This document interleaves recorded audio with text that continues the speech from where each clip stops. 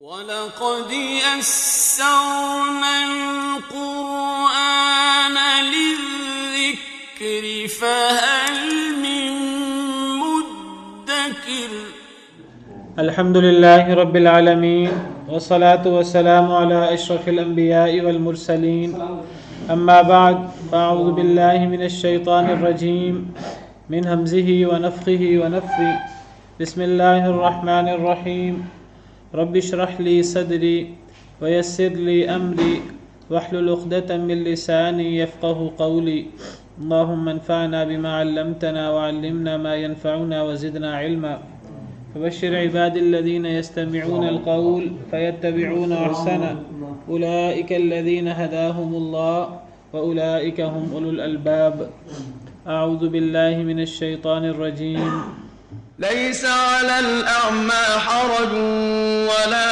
على الأعرج حرج ولا على المريض حرج ومن يطع الله ورسوله يدخله جنات تجري من تحتها الأنهار ومن يتول يعذبه عذابا أليما لقد رضي الله عن المؤمنين إذ يبايعونك تحت الشجرة فعلم ما في قلوبهم فأنزل السكينة عليهم وأثابهم فتحا قريبا ومغانم كثيرة يأخذونها وكان الله عزيزا حكيما وعدكم الله مغانم كثيرة تأخذونها فعجل لكم هذه وكف أيدي الناس عنكم ولتكون آية للمؤمنين ويهديكم صراطا مستقيما وأخرى لم تقدروا عليها قد أحاط الله بها وكان الله على كل شيء قديرا أعوذ بالله من الشيطان الرجيم بسم الله الرحمن الرحيم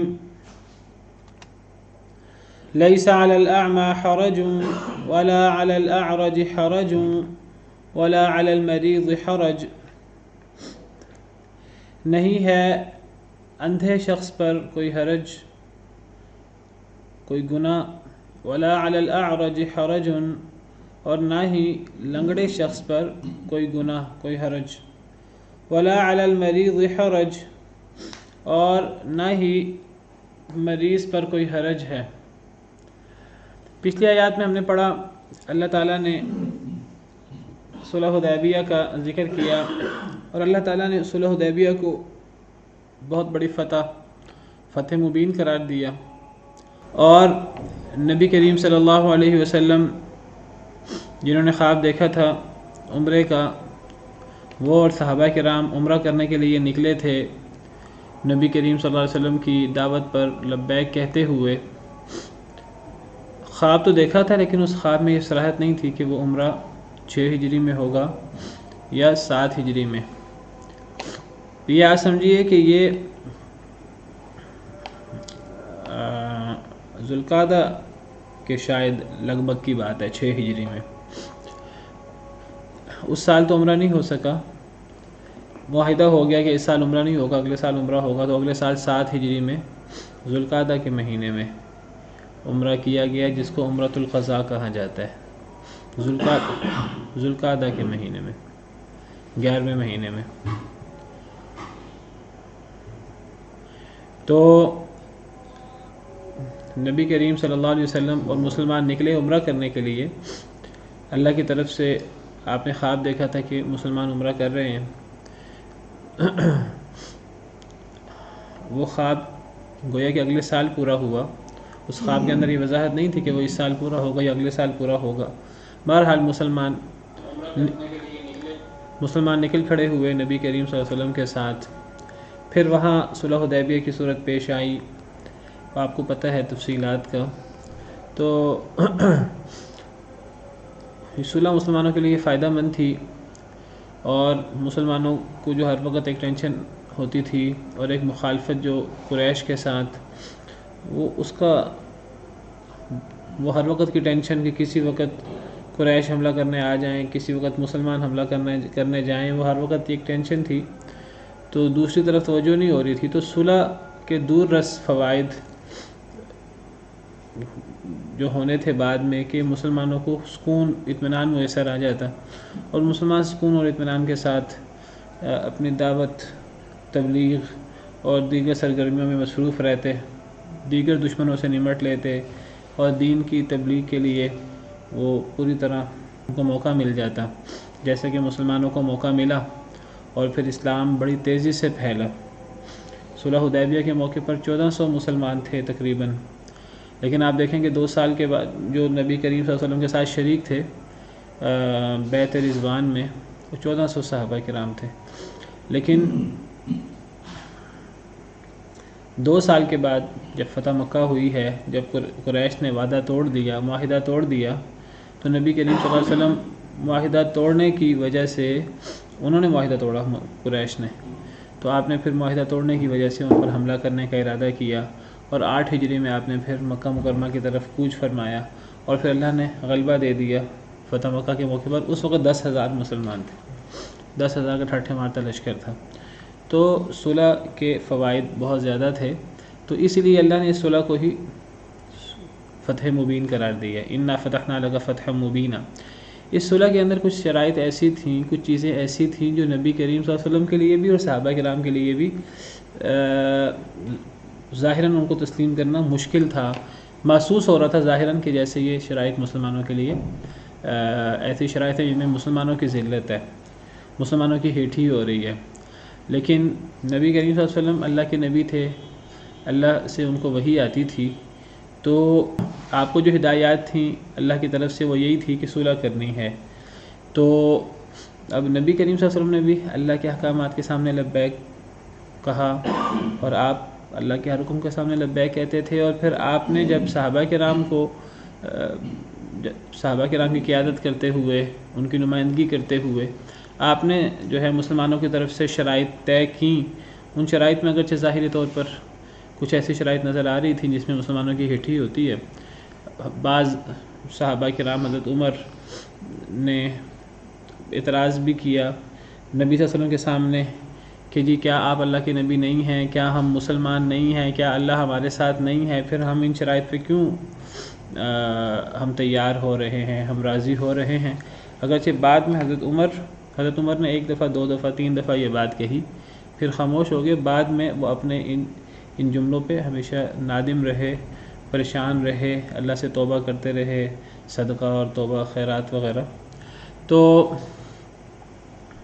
پھر مسلمانوں نے بھی آخر کار نبی صلی اللہ علیہ وسلم جو یہ شرائط طے کر رہے تھے تو آپ کی بات مانی، اللہ کی بات مانی. تو اللہ نے نبی کریم صلی اللہ علیہ وسلم کو بھی جو ہے وہ خوشخبری دی، آپ کا عالی شان مقام بیان فرمایا، اور پھر صحابہ کرام کے بھی اللہ نے بلند مرتبہ بیان فرمایا. پھر اللہ نے منافقین کا پول کھولا کہ بدو لوگ جو ہیں وہ شریک نہیں ہوئے، اور اللہ نے فرمایا کہ چونکہ اب یہ شریک نہیں ہوئے لہذا اب ان کی سزا یہ ہے کہ اب یہ جو مال غنیمت ملے گا اس صلح کی جب اللہ نے قرآن کریم میں آیات اتاری اور اللہ نے اس کا صلح ہوئی اور بیعت رضوان ہوئی، اللہ نے جب اس کی فضیلت بیان کی جو صحابہ کرام اس میں شریک ہوئے تھے، تو اللہ نے ساتھ وعدے بھی کیے دنیاوی طور پر فتوحات ہوں گی، مال غنیمت ملے گا.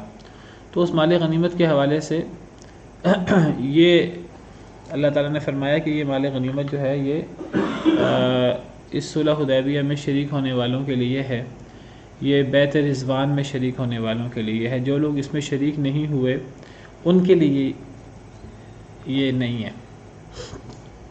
اور اللہ نے مذمت بیان کی ان لوگوں کی جو اس شریک نہیں ہوئے تھے. اور اللہ نے فرمایا، ہم نے کل پڑھا ہے کہ جب تم غنیمت حاصل کرنے کے لیے نکلو گے تو یہ کہیں گے کہ ہمیں بھی غنیمت حاصل کرنے دو، ہمیں بھی مال غنیمت میں سے حصہ دو۔ اللہ نے فرمایا یہ حصہ ان کے لیے نہیں ہے، وہ اللہ کی کلام کو بدلنا چاہتے ہیں، اللہ تعالیٰ پہلے فرما چکے ہیں ان کو حصہ نہیں ملے گا۔ لیکن اللہ نے فرمایا کہ دوبارہ موقع دیا جائے گا انہیں، یہ نہیں کہ بس اب ان کے لیے یہ حتمی اصول ہے، اب وہ کبھی بھی شریک نہیں ہو سکتے مسلمانوں کے ساتھ، نہیں، انہیں دوبارہ موقع دیا جائے گا۔ آئندہ ایسے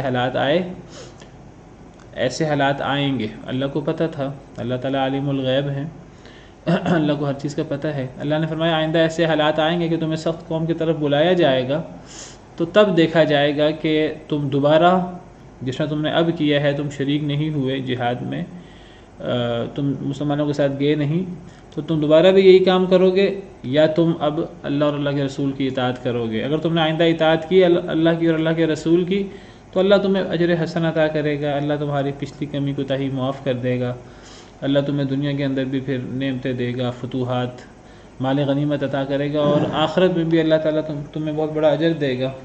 لیکن اگر تم آئندہ جنگ کا موقع آیا، جہاد کا موقع آیا، تم آئندہ بھی پھر گئے جس طرح تم اب پھرے ہو، تو پھر تمہیں دردناک عذاب اللہ کی طرف سے ہوگا۔ وَإِن تَتَوَلَّوْا كَمَا تَوَلَّيْتُم مِّن قَبْلُ يُعَذِّبْكُمْ عَذَابًا أَلِيمًا، یہاں تک ہم نے کل پڑھا تھا۔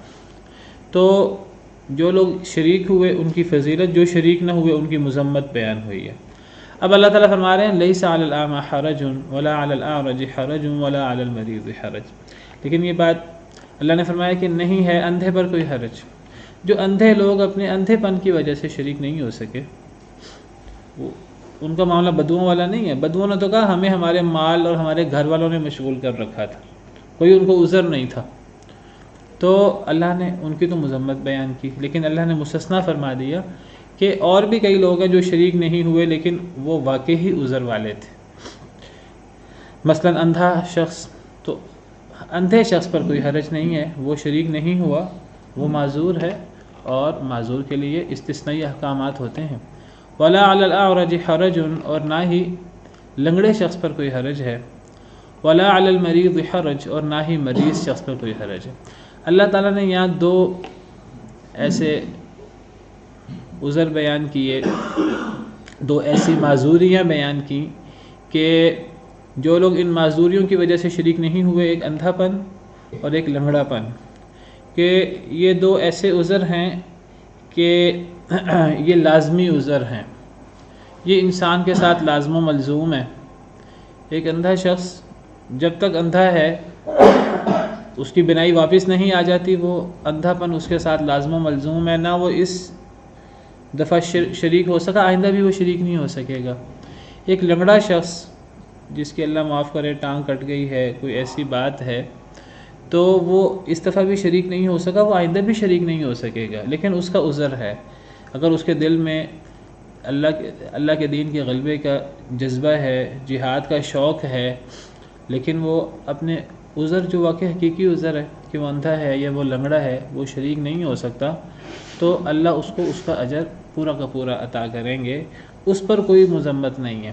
یا اللہ نے دو لازمی عذر بیان کیے، تو یہ دو عذر ہوں لازمی عذر، یا ان جیسے اور عذر ہوں جو انسان کے ساتھ لازم و ملزوم ہوتے ہیں، تو ایسے لوگ جو ہیں وہ معذور ہیں، وہ اگر شریک نہ ہوں تو ان پر کوئی حرج نہیں ہے۔ دو اللہ نے لازمی عذر بیان کیے، اور پھر اللہ نے عمومی فرما دیا وَلَا عَلَى الْمَرِيضِ حَرَجٌ، اور نہ ہی مریض پر کوئی حرج ہے۔ یہاں مریض کہہ کر اس کے مرض کی نشاندہی نہیں فرمائی، تو پیچھے دو مرض بیان کیے، وہ لازمی اور بڑے واضح قسم کے مرض ہیں، لیکن مریض کہہ کر ان لوگوں کی طرف اشارہ فرمایا کہ جن کو لازمی عذر تو کوئی نہیں ہے، لازمی معذوری تو کوئی نہیں ہے، لیکن کسی کو وقتی مجبوری بھی ہو سکتی ہے۔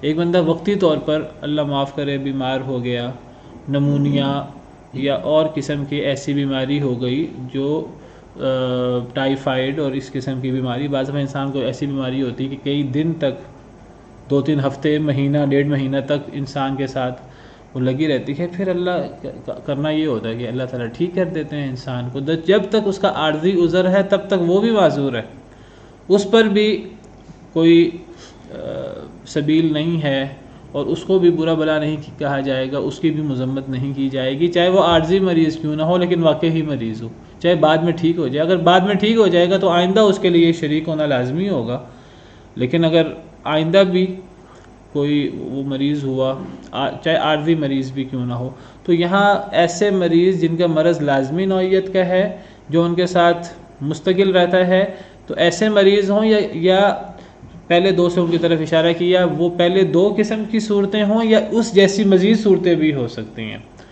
اور پھر تیسری صورت ولا علی المریض کہہ کر عارضی قسم کے مریضوں کا بھی ذکر کر دیا، کسی کا مرض عارضی ہو تو وہ بھی مستثنا ہے اس میں، اس پر بھی کوئی مذمت نہیں ہے، کوئی حرج نہیں ہے۔ حرج اور مذمت کن کی ہے؟ جو مریض نہ ہونے کے باوجود، کوئی ان کو لازمی مرض بھی نہیں ہے، کوئی عارضی مرض بھی نہیں ہے، لیکن وہ بلا وجہ شریک نہیں ہوئے، بد ظنی کرتے ہوئے کہ جی وہ تو بڑے طاقتور ہیں، وہ غالب آ جائیں گے، ہمیں شکست ہو جائے گی، ہمیں نقصان ہوگا، جو ڈر کی وجہ سے شریک نہ ہو، عذر وہ شخص قابل مذمت ہے، لیکن ایسے لوگ قابل مذمت نہیں ہیں جن کا کوئی عذر ہے، چاہے وہ لازمی نوعیت کا ہو، چاہے وہ عارضی نوعیت کا ہو۔ وَمَن يُطِعِ اللَّهَ وَرَسُولَهُ يُدْخِلْهُ جَنَّاتٍ تَجْرِي مِن تَحْتِهَا الْأَنْهَارُ، جو اطاعت کرے اللہ کی اور اللہ کے رسول کی صلی اللہ علیہ وسلم، یہ اس جہاد قسم کے معاملات میں، جو جہادی معاملات ہیں، یہ معاملات ہوں یا دیگر معاملات ہوں، اللہ اور اللہ کے رسول کا حکم وہ جہاد کے لیے ہو یا جہاد کے علاوہ کوئی اور معاملہ ہو، تو یہاں خاص طور پہ جہاد اور اس سے متعلقہ چیزیں ہیں تو وہ خاص طور پر مراد ہے، تو باقی امور بھی مراد ہیں۔ جو اللہ اور اللہ کے رسول کی اطاعت کرے، یدخلہ جنات تجری من تحتها الانہار، تو اللہ داخل فرمائیں گے اسے ان باغات میں جن کے نیچے سے نہریں بہتی ہیں۔ ومن یتولی، اور جو پھر جائے، عذر بھی نہیں ہے، کوئی مسئلہ بھی نہیں ہے اسے، اور وہ بلا وجہ پھر جائے، جس طرح یہ بدو لوگوں کا معاملہ تھا۔ آئندہ اگر کسی نے ایسا کیا، یعذبہ عذابا علیما، تو عذاب دے گا اس کو اللہ تعالیٰ دردناک عذاب۔ ہاں عذر والے مستثنا ہیں، آئندہ بھی مستثنا ہوں گے، لیکن جس کا عذر نہیں ہے لیکن پھر بھی وہ شریک نہیں ہو رہا، بہانے بنا رہا ہے، کوئی بھی مسئلہ ہے، اللہ کو تو پتہ ہے حقیقت کا، اصل بات کا، تو اللہ کو پتہ ہے کہ یہ اس شخص کا عذر صحیح ہے کہ صحیح نہیں ہے، تو جو روگردانی کرے گا اللہ اور اللہ کے رسول کے حکم کی، وہ استطاعت کے باوجود شریک نہیں ہوگا، تو پھر اللہ کو تو پتہ ہے، پھر اللہ اسے دردناک عذاب دے گا، والعیاذ باللہ۔ لقد رضی اللہ عن المؤمنین اذ یبایعونک تحت الشجرۃ فعلم ما فی قلوبہم، البتہ تحقیق راضی ہو گئے اللہ تعالیٰ ان مؤمنین سے، اذ یبایعونک، جب وہ بیعت کر رہے تھے آپ کی، تحت الشجرۃ، درخت کے نیچے، جب مسلمان درخت کے نیچے بیعت کر رہے تھے تو اللہ تعالیٰ اس وقت مومنین سے راضی ہو گیا تھا۔ یہ کتنے مومن تھے میں ذکر کر چکا ہوں، صحیح احادیث میں، بعض احادیث میں 1500 کا ذکر بھی ہے اور بعض احادیث میں 1400 کا ذکر بھی ہے، ان روایات میں تطبیق کر کے جو ہے وہ راجح بات یہی ہے کہ یہ 1400 تھے، کم از کم 1400 تو ضرور تھے۔ تو یہ 1400 کے قریب مسلمان تھے نبی کریم صلی اللہ علیہ وسلم کے ساتھ، جو در حقیقت عمرہ کرنے آئے تھے۔ یہ اصل میں مدینہ منورہ سے نکلے تھے عمرہ کرنے کی نیت سے، یہ تو 700 ان میں مرد تھے اور 70 اونٹ تھے ان کے ساتھ، 70 اونٹ تھے۔ تو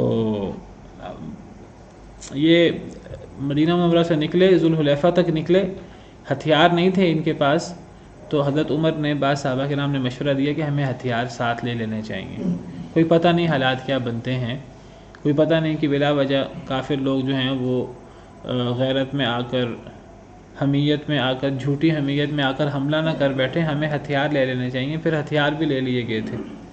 تو بہرحال یہ جن لوگوں نے بیعت کی نبی کریم صلی اللہ علیہ وسلم کی درخت کے نیچے، تو یہ 1400 لوگ تھے۔ تو اللہ فرماتے ہیں اللہ راضی ہو گیا ان مومنین سے جو آپ کی بیعت کر رہے تھے درخت کے نیچے۔ فعلم ما فی قلوبہم، بس جان لیا، یعنی اللہ تعالیٰ نے، ما فی قلوبہم، جو ان کے دلوں میں تھا، جو ان کے دلوں میں تھا وہ اللہ نے جان لیا۔ کیا ان کے دلوں میں تھا؟ جو ایمان ان کے دلوں میں تھا، جو نبی کریم اللہ اور اللہ کے رسول صلی اللہ علیہ وسلم کے حکم پر عمل کرنے کا جذبہ ان کے دلوں میں تھا، جو انہوں نے اللہ سے وعدہ کیا تھا کہ لا الہ الا اللہ محمد رسول اللہ پڑھ کے کہ جب بھی اللہ کا اللہ کے رسول کا حکم ہوگا جان قربان کرنی پڑے جان قربان کریں گے، جو انہوں نے اللہ سے وعدے کیے تھے ان کے دلوں میں جو صدق و وفا تھی، جو ایمان تھا، وہ اللہ نے جان لیا۔ فَأَنزَلَ السَّكِينَةَ عَلَيْهِمْ، تو اللہ نے نازل کیا سکینت کو ان کے اوپر، وَأَصَابَهُمْ فَتْحًا قَرِيبًا، اور اللہ نے عطا کیا انہیں قریبی فتح۔ تو اللہ تعالیٰ یہاں بہت تعریف کر رہے ہیں، اچھے الفاظ میں تذکرہ کر رہے ہیں ان مومنوں کا کہ جنہوں نے درخت کے نیچے آپ کی بیعت کی۔ تو ان صحابہ کرام کی فضیلت بیان ہو رہی ہے اور اللہ تعالیٰ ان کی تعریف کر رہے ہیں، اور اللہ فرماتے ہیں اللہ ان سے راضی ہو گئے۔ اب جس سے اللہ راضی ہو گئے تو اللہ اب جس سے راضی ہو جائے پھر اللہ اس سے ناراض تو نہیں ہوں گے، اور جن سے اللہ راضی ہو گئے تو اللہ سے بڑھ کر ظاہر کو باطن کو کون جانتا ہے؟ اللہ سے بڑھ کر جو ہے وہ ظاہری معاملات ہوں، دل کے معاملات ہوں، کون جانتا ہے؟ کوئی واقعہ دن کے وقت ہو، کوئی واقعہ رات کے وقت ہو، اللہ کے لیے تو دونوں واقعات برابر ہیں۔ اب ان کے دل میں اللہ معاف کرے، کچھ لوگ بکواس کرتے ہیں کہ ان کے دلوں میں جو ہے کوئی نفاق تھا، کوئی ان کے دلوں میں جو ہے وہ بزدلی تھی اور وہ نبی کریم صلی اللہ علیہ وسلم کی مخالفت تھی۔ صحابہ کرام کے بارے میں کچھ لوگ الٹی سیدھی باتیں کرتے ہیں، کہتے ہیں کہ وہ ظاہراً تو وہ بڑا ایمان کا مظاہرہ کرتے تھے لیکن وہ دل سے منافق تھے، اللہ معاف کرے، 3 کے علاوہ باقی سب ایسے ہی تھے۔ شیعہ حضرات کی کتابوں میں اور شیعہ حضرات یہ باتیں کرتے رہتے ہیں، خاص طور پہ سیدنا ابوبکر صدیق، سیدنا عمر فاروق، سیدنا عثمان بن عفان رضی اللہ عنہم وارضاہم، تو ان کو بہت زیادہ تنقید کا نشانہ بناتے ہیں اور ان کو نعوذ باللہ منافق اور غدار اور نبی صلی اللہ علیہ وسلم کا دشمن، ان کو اور ان کی اولاد کو، ازواج مطہرات کو برا بلا کہتے ہیں۔ تو یہ سب شریک تھے اس میں، سیدنا ابوبکر صدیق بھی شریک تھے، سیدنا عمر فاروق بھی شریک تھے، سیدنا عثمان بن عفان رضی اللہ عنہ، حضرت علی، ہمارے نزدیک تو سب صحابہ ہیں نبی کریم صلی اللہ علیہ وسلم کے اور ایک سے بڑھ کر ایک ہے، اور فضیلت کے اعتبار سے سب سے زیادہ فضیلت سیدنا ابوبکر صدیق کی، پھر سیدنا عمر فاروق کی، پھر سیدنا عثمان بن عفان کی، پھر سیدنا علی رضی اللہ عنہ وارضاہ کی۔ ہمارے لیے تو سب صحابہ ہیں، نبی کے ساتھی ہیں اور سب محترم ہیں، قابل عزت ہیں۔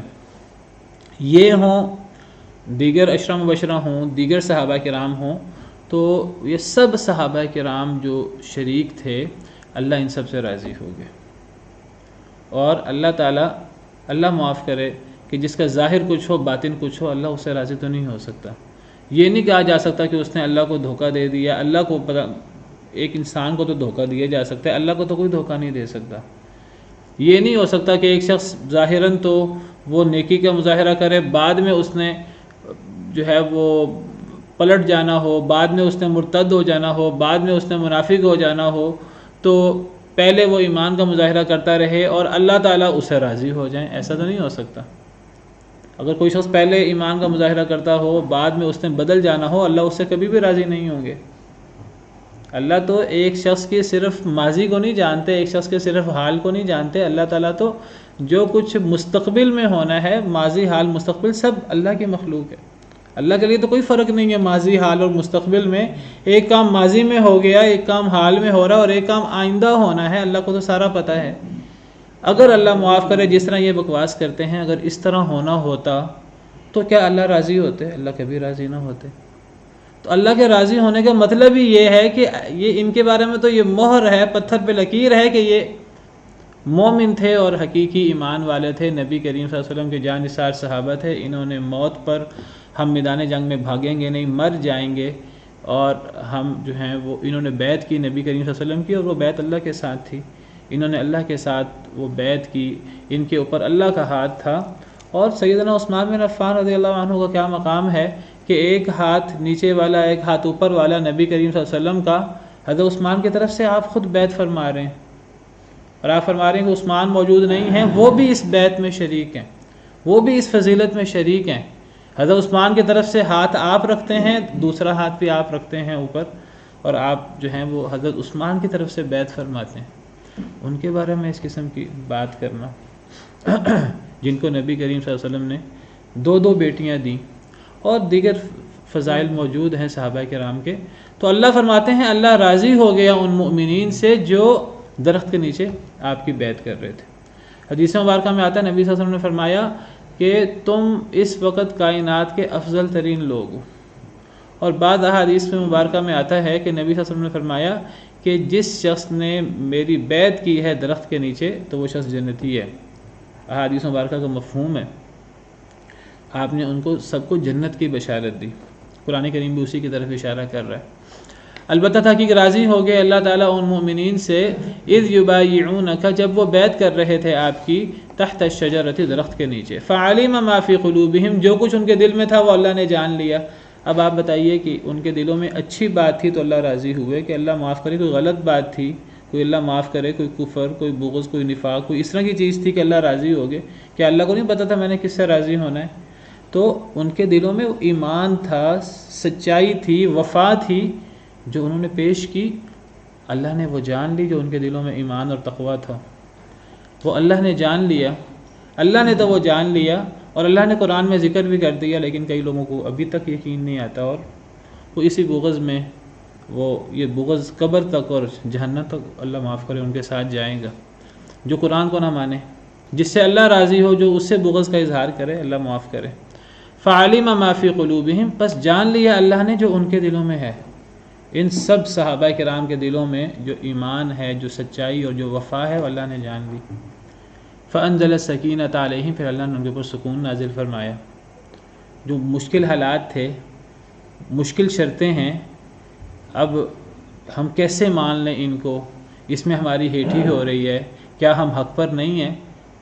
شروع میں ایسی چیزیں صحابہ کرام کے ذہنوں میں آئیں، اللہ نے سکینت اتار دی، اللہ نے سکون نازل فرما دیا، اللہ نے اطمینان دے دیا، وہ مطمئن ہو گئے، راضی ہو گئے آخرکار سب۔ وَأَصَابَهُمْ فَتْحًا قَرِيبًا، پھر اللہ نے انہیں قریبی فتح عطا کی۔ اس قریبی فتح سے کیا مراد ہے؟ اس قریبی فتح سے مراد اکثر علماء کے نزدیک، مفسرین کے نزدیک صلح حدیبیہ ہی ہے۔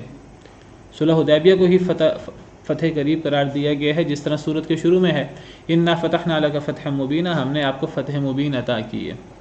اور بعض مفسرین کے مطابق اس فتح سے مراد صلح حدیبیہ تو فتح ہے ہی، اس کا ذکر تو سورت کے شروع میں ہو گیا، اس فتح سے مراد فتح خیبر ہے، جو کچھ ہی دیر بعد، 1 سال کے بعد، کچھ مہینوں بعد، 1 سال کے بعد فتح خیبر ہوئی ہے، جو یہودیوں کے خلاف، جن یہودیوں کو مدینہ منورہ سے جلا وطن کر دیا گیا تھا، ان کی بد عہدی کی وجہ سے 2 قبیلوں کو جلا وطن کر دیا گیا تھا، 3 قبیلے تھے، ایک قبیلوں کو تو ان کے مردوں کو تحت کر دیا گیا تھا، عورتوں کو قیدی بنا لیا گیا تھا، اور جو باقی 2 قبیلے تھے بنو قریظہ کو ختم کر دیا گیا تھا، اور جو باقی 2 قبیلے تھے بنو نذیر، بنو قینقاع، ان کو جلا وطن کر دیا گیا تھا خیبر کی طرف، وہاں بھی ان کے سازشیں جاری رہیں، تو پھر وہاں سے بھی ان کا قلع کما کیا گیا، پھر وہ وہاں سے باہر نکل، پھر ان میں سے جو لڑنے والے تھے 700 کے قریب، ان کو قتل کر دیا گیا تھا۔ حضرت سعد بن معاذ نے ان کا فیصلہ کیا تھا، اور یہ جنگ خندق کے فوراً بعد، اور پھر نبی صلی اللہ علیہ وسلم نے فرمایا تھا اے سعد تم نے جو فیصلہ کیا ہے تو وہ اللہ کا آسمانوں پر بھی یہی فیصلہ تھا۔ تو ان کے عورتوں کو، ان کے بچوں کو غلام بنا لیا گیا تھا، اور ان کے مردوں کو قتل کر دیا گیا تھا۔ انہوں نے بہت بڑی بدعہدی کی تھی، مسلمان اندر سے بھی باہر سے بھی ہر طرف سے گھیرے میں آ گئے تھے، وہ تو اللہ نے مدد کی غائبانہ طریقے سے مسلمانوں کی، اللہ نے وہ لشکر اتارے جن کو ہم دیکھ نہیں سکتے تھے۔ یا ایھا الذین آمنوا اذکروا نعمت اللہ علیکم اذ جاءتکم جنود فارسلنا علیہم ریحا وجنودا لم تروها، اے ایمان والو اللہ کی اس نعمت کو یاد کرو کہ جب تمہارے پاس پورے عرب سے لشکر آ گئے تھے تمہارے بالمقابل، فارسلنا علیہم ریحا وجنودا لم تروها، ہم نے ان کے اوپر ہوا بھیجی اور ایسے لشکر بھیجے، ایسے فرشتے، یا وہ کیا لشکر اللہ نے بھیجے اللہ کو معلوم ہے، وجنودا لم تروها، ہم نے ایسے لشکر بھیجے جن کو تم دیکھتے نہیں تھے۔ اللہ نے مدد کی مسلمانوں کی کہ کافروں کو بھاگنا پڑا، ورنہ 10,000 کا وہ لشکر تھا، اور مسلمان 2,500-3,000 کے قریب مسلمان تھے، خندقیں کھودی ہوئی تھیں، تو انہوں نے ناطقہ بند کیا ہوا تھا، وہ تو اللہ تعالیٰ نے غائبانہ طریقے سے مدد کی.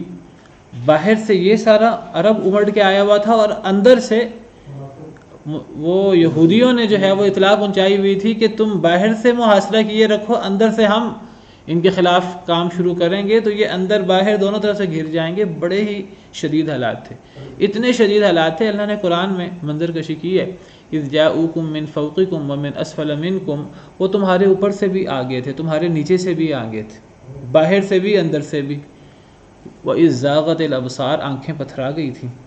وَبَلَغَتِ الْقُلُوبُ الْحَنَاجِرَ، دل جو ہیں وہ حلقوں تک پہنچ چکے تھے. وَتَظُنُّونَ بِاللَّهِ الظُّنُونَ، اور تم اللہ کے بارے میں گمان کرنا شروع ہو گئے تھے. یہاں مومنوں کی بات ہو رہی ہے، یعنی جو پکے ایمان والے اب کیا ہوگا یہ سوچنا شروع ہو گئے تھے. ہنالک ابتلی المؤمنون، یہاں آزمائش ہوئی مومنوں کی. وزلزلوا زلزالا شدیدا، اور وہ بہت زیادہ ہلائے گئے، زلزلہ آیا ان کے دلوں کے اندر، زلزلہ بپا تھا. تو بہرحال ان یہودیوں کو تو تحت کر دیا گیا. جو باقی جو یہودی تھے انہوں نے بھی بدعہدی کی. اللہ نے قرآن میں فرمایا یہودیوں سے جب معاہدہ کرو وہ بدعہدی کرتے ہیں.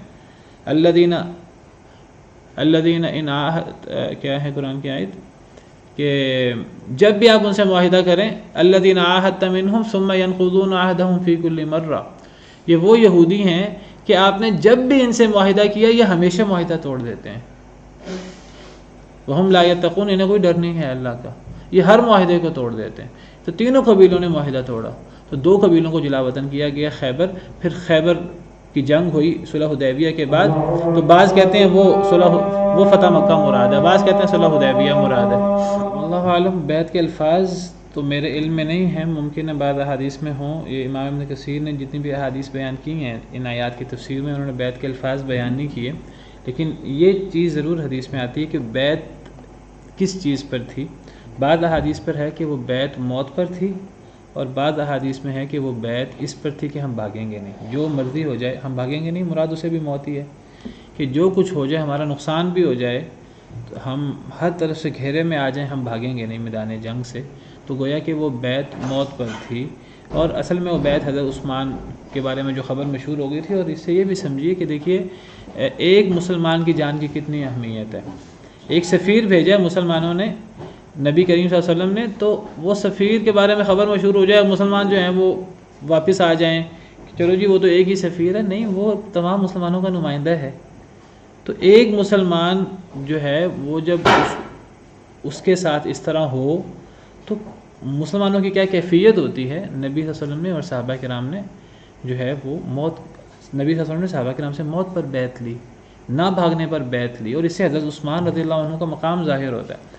اور دیکھیں بعد میں بھی مسلمانوں کا یہی کردار رہا ہے.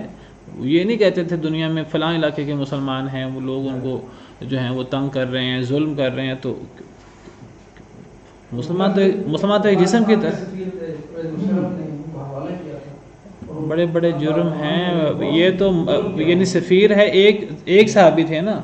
ایک عورت ہو، عورت کا معاملہ تو مسلمان کی عورت ہو اس کو غیرت میں اس سے بھی بڑھ کر ہوتا ہے. اور ایک عورت کا معاملہ ہم تو اپنے ہاتھوں سے جو ہے وہ اپنی بیٹیاں قوم کی وہ غیروں کو پیش کرتے رہے ہیں. اور یہ ایک واقعہ تو نہیں، اب تو اس طرح کہ اللہ معاف کرے کتنے واقعات ہیں. اور تو اس حضرت عثمان رضی اللہ عنہ کے لیے، ایک سفیر کے لیے آپ دیکھیے یہ جو ہے وہ بیعت رضوان ہوئی. تو ایک مسلمان کی جان اتنی قیمتی ہے. حدیث مبارکہ میں آتا ہے کہ اگر تمام آسمان والے، تمام زمین والے ایک مسلمان کو قتل کرنے میں شریک ہو جائیں، تمام آسمان والے، تمام زمین والے، اللہ سب کو جہنم میں ڈال دے. صحیح حدیث ہے. اگر سارے آسمان والے، سارے زمین والے ایک مسلمان کو قتل میں شریک ہو جائیں. اور حدیث میں یہ بھی آتا ہے کہ مسلمان کی جو جان اور مال ہے اس کی اہمیت اللہ کے نزدیک خانہ کعبہ سے بھی زیادہ ہے. حرمت والے مہینے سے نبی صلی اللہ علیہ وسلم نے پوچھا صحابہ کرام سے کہ یہ کون سا مہینہ ہے. صحابہ کرام نے کہا یہ ذوالحجہ کا مہینہ ہے. آپ نے پوچھا کون سا شہر ہے؟ جی مکہ مکرمہ ہے. تو یہ کون سا دن ہے؟ تو صحابہ کرام نے بتایا کہ یہ سب سے افضل دن ہے، یوم النحر. تو آپ نے فرمایا کہ اللہ کے نزدیک ایک مسلمان کی جان مال کی اہمیت اس دن سے، اس مہینے سے اور اس شہر سے بھی زیادہ ہے. وہی بات ہو رہی تھی ابھی جو امام ابن کثیر رحمہ اللہ کی عادت مبارکہ ہے کہ وہ آیت تفسیر کرتے ہوئے جتنی آیات اور جتنی احادیث ہوتی ہیں وہ پیش کر دیتے ہیں۔ امام ابن کثیر نے جتنی بھی آیات احادیث اور پیش کی ہیں ان میں الفاظ موجود نہیں ہیں، لیکن امام ابن کثیر بعض احادیث لائے ہیں جس سے پتہ لگتا ہے وہ بیعت کس پر تھی۔ تو دو قسم کی احادیث امام ابن کثیر لائے ہیں، صحیح احادیث ہیں۔ بعض احادیث میں ہے کہ وہ بیعت موت پر تھی، اور بعض احادیث میں ہے کہ وہ بیعت اس پر تھی کہ ہم بھاگیں گے نہیں، اللہ نفر، اور بعض احادیث میں ہے کہ وہ موت پر بیعت تھی۔ اب اس کے حقیقی الفاظ کیا تھے وہ امام ابن کثیر نے ذکر نہیں کیے، باقی اگر وہ کہیں موجود ہوں تو واللہ عالم امام ابن کثیر نے ذکر نہیں کیے وہ جو احادیث اور جو آیات لائے ہیں اس آیت کی تشریح میں، تو اس میں وہ ذکر نہیں ہے۔ تو اللہ تعالیٰ فرماتے ایک ہی بات ہے، بعض احادیث کے الفاظ ہیں کہ یعنی جی یہ صراحت ہے، دو قسم کے احادیث ہیں۔ بعض احادیث میں انہوں نے بیعت کی تھی موت پر، اور بعض احادیث میں انہوں نے بیعت کی تھی کہ بھاگیں گے نہیں۔ اب الفاظ اس کے کیا تھے وہ اللہ کو پتہ ہے۔ تو اللہ نے فرمایا کہ جو اللہ نے جان لیا جو ان کے دلوں میں تھا، اللہ نے ان پر سکون نازل فرمایا اور اللہ نے انہیں قریبی فتح عطا کی۔ قریبی فتح سے مراد یا صلح حدیبیہ ہی یہ فتح ہے، یا پھر اس سے مراد فتح خیبر ہے۔ ومغانم کثیرۃ یأخذونها، اور بہت ساری غنیمتیں، مال غنیمت بہت زیادہ، یأخذونها جو وہ لیں گے، کون؟ یہ مومن جن کی بات ہو رہی ہے، یہ اصحاب شجرہ، یہ درخت والے، یہ بیت والے، یہ ان کے لیے خاص ہے۔ وہ غنیمتیں بھی یہ لیں گے، اللہ نے انہیں فتح بھی عطا کی اور پھر اللہ نے انہیں غنیمتیں بھی عطا کی۔ تو اس غنیمتوں سے مراد فتح خیبر کے ساتھ جو بہت مال و دولت تھا، یہودی بڑے مالدار تھے، تو جو وہ مال غنیمت حاصل ہوا۔ اور یہ مال غنیمت صرف جیسے میں پہلے ذکر کر چکا ہوں کہ یہ انہی اصحاب شجرہ والوں کے لیے، بیت والوں کے لیے تھا۔ یہ تو وہ جو بدو پیچھے رہ گئے تھے انہوں نے کہا کہ ہمیں بھی ملنا چاہیے، تو یہ ان کو بھی یہ نہیں دیا گیا۔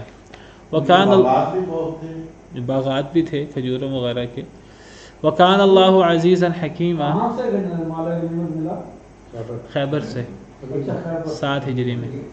وکان اللہ جی یہ 7 ہجری میں خیبر ہوئی ہے۔ اب مجھے ایگزیکٹ تو یاد نہیں ہے، ذہن میں نہیں کتنے مہینے ہیں، تقریباً 1 سال، کیونکہ صلح حدیبیہ 6 ہجری میں ہوئی ہے اور فتح خیبر 7 ہجری میں ہوئی ہے۔ یعنی لکھا ہے علماء نے کہ یہ صلح حدیبیہ کے کچھ عرصے کے بعد ہی جو ہے وہ فتح مکہ سے پہلے ہوئی ہے۔ فتح مکہ تو 8 ہجری میں ہوئی ہے نا، فتح مکہ کے بعد جنگ حنین ہوئی ہے۔ تو یہ جو خیبر ہے یہ فتح مکہ اور صلح حدیبیہ کے درمیان ہے، تو غنیمتیں بھی حاصل کریں گے، اور اللہ تعالیٰ ہیں بہت غالب، بہت حکمت والے۔ یہ صلح حدیبیہ یہ 10 سال کا معاہدہ تھا۔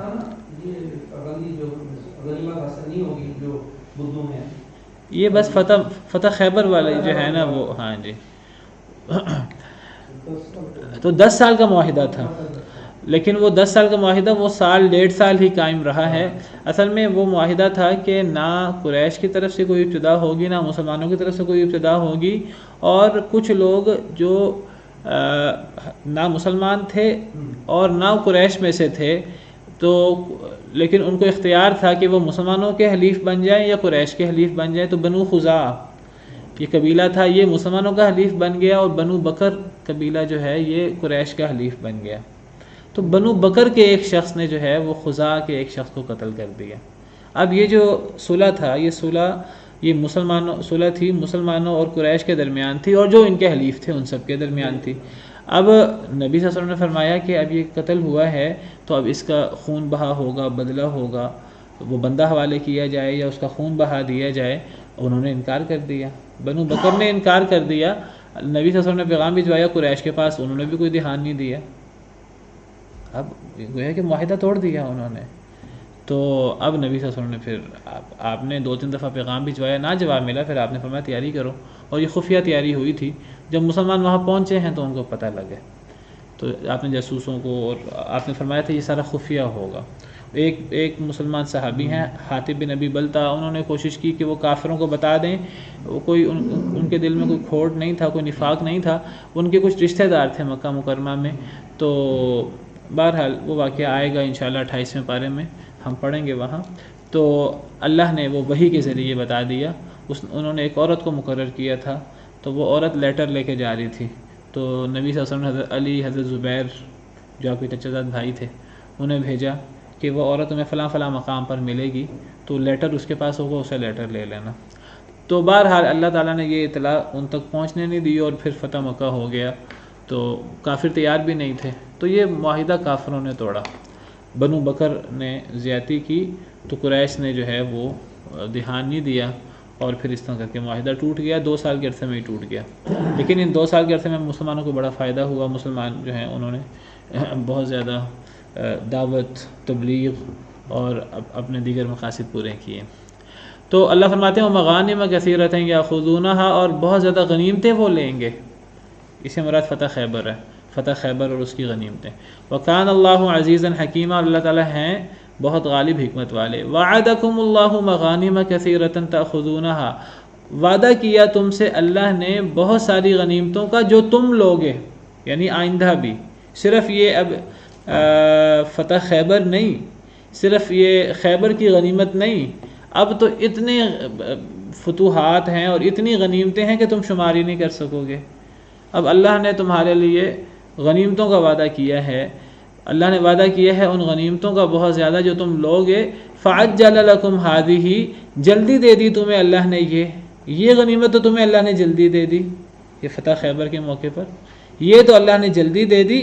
اور صرف اسی پر اکتفا نہیں ہے، تم نے اللہ کے لیے وہ قربانی دی ہے اور تم نے وہ ایمان کا مظاہرہ پیش کیا، اب اللہ راضی ہو گئے ہیں. اب اللہ نے تمہیں صرف یہ ایک فتح کا، ایک غنیمت کا وعدہ نہیں دیا، اب آئندہ بہت ساری غنیمتیں، بہت ساری فتوحات ہوں گی. مسلمان کہتے ہیں، مفسرین کہتے ہیں اس سے قیامت تک آنے والی غنیمتیں اور فتوحات مراد ہیں. پھر اس کے بعد سینکڑوں فتوحات مسلمانوں کو ہوئیں. مسلمان جہاں بھی جاتے تو فتح حاصل ہوتی.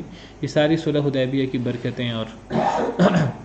اور اللہ نے وعدہ کیا تم سے بہت زیادہ غنیمتوں کا جو تم لوگے. فَعَجَّلَ لَكُمْ هَٰذِهِ، جلدی دے دی اللہ نے تمہیں یہ فتح خیبر کی صورت میں. وَكَفَّ أَيْدِيَ النَّاسِ عَنْكُمْ، اور اللہ نے روک دیا لوگوں کے ہاتھوں کو تم سے. صرف اللہ نے تمہیں قریبی فتح نہیں دی فتح خیبر کی، اللہ نے تمہیں اور فتوحات بھی دی. اور صرف یہ فتوحات اللہ نے تمہیں نہیں دی، بلکہ اسی صلح حدیبیہ کے موقع پر اللہ نے کافروں کو تم سے روکے رکھا. اب مسلمان انتظار کرتے تھے ہمیں موقع ملے، سفیر بھیجا اپنا، ہمیں موقع ملے عمرہ کرنے کا. ہم لڑنے تو آئے نہیں ہیں، اس معاملے میں ٹائم لگ رہا تھا. تو ہوا کیا کہ کافروں نے کچھ لوگوں کو مسلمانوں پر حملہ کرنے کے لیے بھیج دیا کہ موقع ملے تو مسلمانوں کو جا کے نقصان پہنچا کے آؤ، ان پر چھاپا مار کاروائی کر کے آؤ، گوریلا کاروائی کر کے نقصان پہنچا کے آؤ. تو ایک لشکر چھوٹا سا کافروں نے بھیجا مسلمانوں کی طرف، تو مسلمانوں کو نقصان پہنچانے کے لیے اللہ نے مدد کی مسلمانوں کی کہ وہ 80 کے قریب لوگ جو ہیں وہ مسلمانوں کے ہاتھ آ گئے، قیدی بن گئے. وہ مسلمانوں کے لیے گھات لگائے بیٹھے تھے نقصان پہنچانے کے لیے مسلمانوں کو. یہ تنعیم کا جو علاقہ ہے وہ یہاں سے آئے تھے. صلح حدیبیہ کہتے ہیں اس کو. حدیبیہ کا مقام یہ مکہ مکرمہ کے بالکل ساتھ ہے، یہ تنعیم کی طرف مکہ مکرمہ کے ساتھ ہے، جہاں آج لوگ وہ جہاں مسجد عائشہ ہے تو وہاں اس علاقے کو تنعیم کہتے ہیں. اس کے ساتھ حدیبیہ میں مسلمانوں نے پڑاؤ ڈالا ہوا تھا.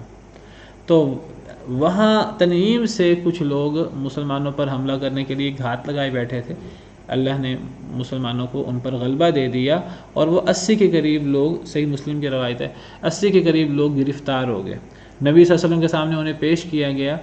یہ صلح وغیرہ کی بات چیت شروع ہو گئی تھی، تو لیکن اندر کھاتے یہ بھی ہو رہا تھا یہ قریش کی طرف سے. تو نبی صلی اللہ علیہ وسلم کو پتہ لگا تو نبی صلی اللہ علیہ وسلم نے فرمایا کہ تم حملہ کرنے آئے ہو. جی ہم حملہ کرنے آئے تھے. اچھا تو تمہارے پاس کسی کی امان ہے؟ ہم میں سے کسی کی امان بھی نہیں ہے. اب وہ پوری طرح نبی صلی اللہ علیہ وسلم کے مسلمانوں کے رحم و کرم تھے، سب کو قتل کر دیا جاتا تو بالکل جائز تھا. وہ دھوکہ دینے آئے تھے، نقصان پہنچانے آئے تھے، لیکن نبی صلی اللہ علیہ وسلم نے صلح کی کارروائی جاری رکھنے کے لیے اور آپ نے احسان فرماتے ہوئے آپ نے ان کو چھوڑ دیا. تو اس کی طرف اشارہ کرتے ہوئے اللہ فرماتے ہیں وَكَفَّ أَيْدِيَ النَّاسِ عَنْكُمْ، اور اللہ نے روک دیا لوگوں کے ہاتھوں کو تم سے. وہ جو نقصان پہنچانے آئے تھے اللہ نے انہیں نقصان نہیں پہنچانے دیا. اللہ نے ان کا حال تمہارے اوپر واضح کر دیا، وہ سارے قیدی بن گئے. نبی صلی اللہ علیہ وسلم نے چھوڑ دیا پھر ان کو. وَلِتَكُونَ آیَةً لِّلْمُؤْمِنِينَ، اور تاکہ یہ بن جائے نشانی مومنوں کے لیے، تاکہ یہ چیز مومنوں کے لیے نشانی بن جائے کہ کس طرح اللہ نے مسلمانوں کو کافروں پر مطلع فرما دیا، کس طرح مسلمانوں نے کافروں کو گرفتار کر لیا، اور کس طرح یہ صلح حدیبیہ مسلمانوں کے لیے ایک بہت بڑی اللہ کی رحمت اور بہت بڑی اللہ کی مدد ثابت ہوئی، اور کس طرح پھر اللہ تعالیٰ مسلمانوں کی مدد کرتے ہیں۔ تو یہ واقعہ پورا ایک نشانی، ایک معجزہ بن گیا۔ وَيَهْدِيَكُمْ صِرَاطًا مُسْتَقِيمًا، اور تاکہ وہ ہدایت دے تمہیں سیدھے رستے کی، تاکہ اللہ تعالیٰ تمہیں سیدھے رستے کی ہدایت دے۔ وَأُخْرَى لَمْ تَقْدِرُوا عَلَيْهَا، جی ابو جندل بھی آئے تھے، وہ سہیل بن عمر جو کافروں کا سفیر بن کے آیا تھا، اسی کا بیٹا جو ہے مسلمان ہو گیا تھا، پھر اس کو واپس کیا گیا تھا۔ کئی تفصیلات ہیں، تو بات ختم کر لیں۔ وَأُخْرَى لَمْ تَقْدِرُوا عَلَيْهَا، صرف اس پر بس نہیں، اور وہ بھی فتوحات کہ جن پر تم نے ابھی تک قدرت نہیں پائی، اور وہ فتوحات بھی، وہ زمینیں بھی، وہ تمہارے دشمن بھی جن پر تم ابھی قادر نہیں ہو۔ قد احاط اللہ بہا، لیکن اللہ نے تمہارے لیے ان کا احاطہ پہلے سے کر لیا ہوا ہے، اللہ نے ان کا احاطہ کر لیا، وہ بھی تمہیں ملیں گی۔ وکان اللہ علی کل شیء قدیر، تو بڑی برکتیں ہیں صلح حدیبیہ کی، تو وہ جاری ہیں۔ وقت ختم ہو گیا، انشاءاللہ اس کو کل مکمل کریں گے۔ سبحان ربک رب العزۃ عما یصفون وسلام علی المرسلین والحمد للہ رب العالمین۔